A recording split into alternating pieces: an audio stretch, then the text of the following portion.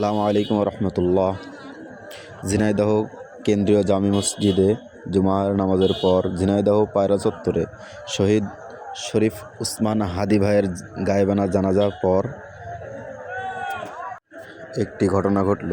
সেই ঘটনাটি হচ্ছে, শহীদ উসমান হাদির জানাজার নামাজের পর একটি ছাত্রলীগ থেকে একজন আসলো। সে এসে সবার মাঝে একা এসে কীভাবে মারামারি শুরু করলো।